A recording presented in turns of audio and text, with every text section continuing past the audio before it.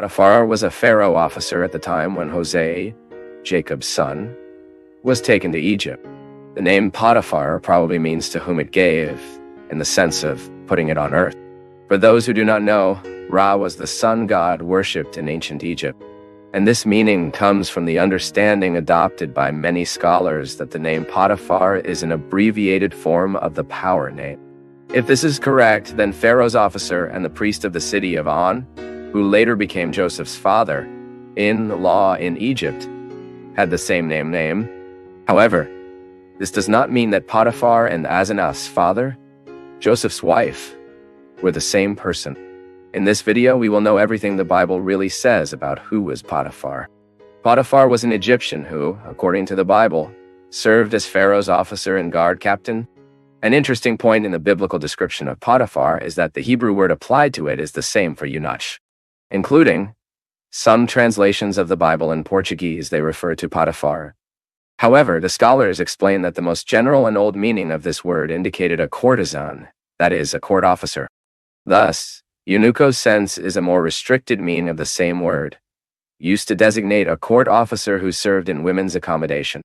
But in the case of Potiphar, a married man, according to the biblical text, obviously the most appropriate meaning of this word is even the one who refers to an officer who held a privileged position, holding a position of confidence in Pharaoh's court. According to the historians of Egyptian history, the type of position held by Potiphar as the captain of the guard made him the leader of the body of the royal guardia of the royal guard. It is also true that some commentators suggest that perhaps Potiphar was a type of butler in the Egyptian palace.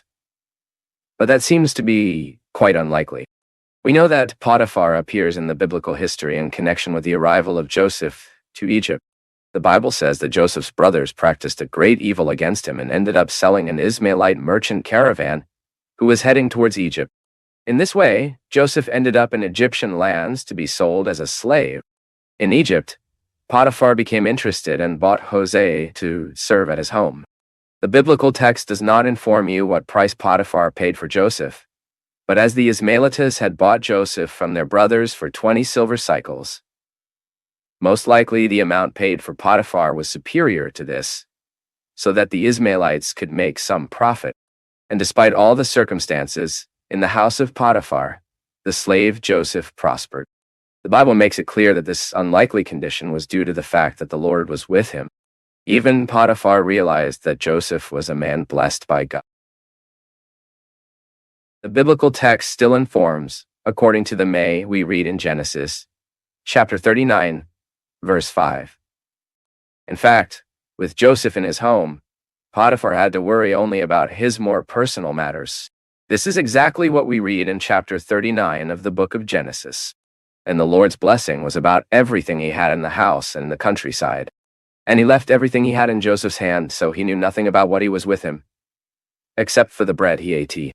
And Joseph was beautiful and of appearance.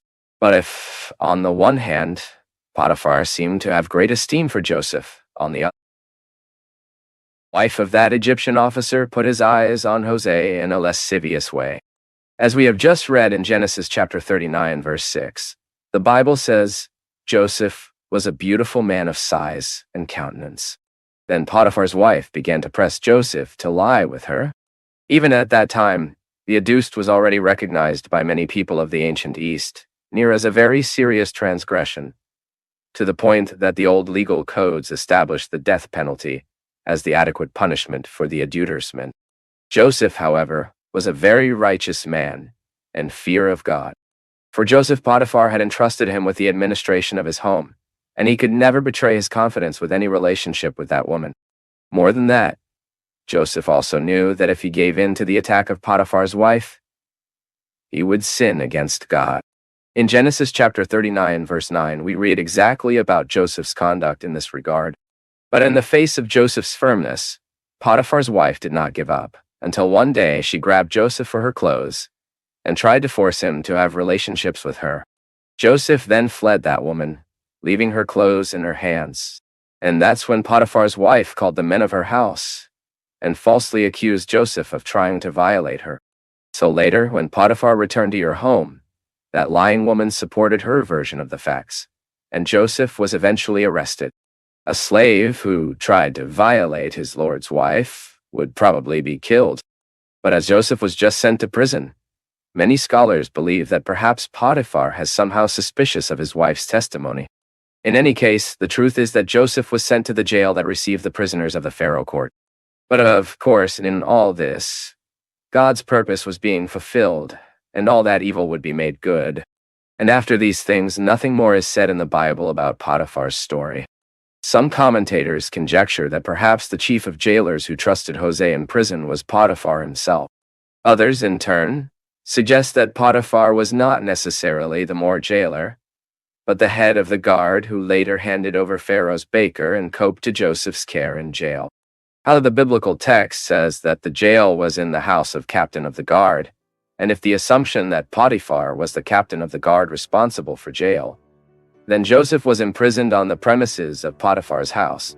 But anyway, the biblical text is not clear in this sense, and nothing about it can be stated for sure.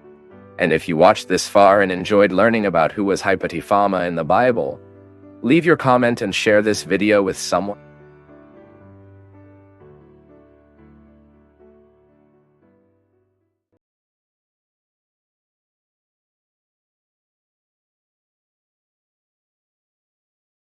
Yes, if you got this far, you had focus, presence, and interest. That alone sets you apart from most people who stop halfway. How about leaving a comment sharing what resonated most with you? Also, take a look at the description links. There's more content made with the same care for you. Thanks, big hug, and see you in the next one.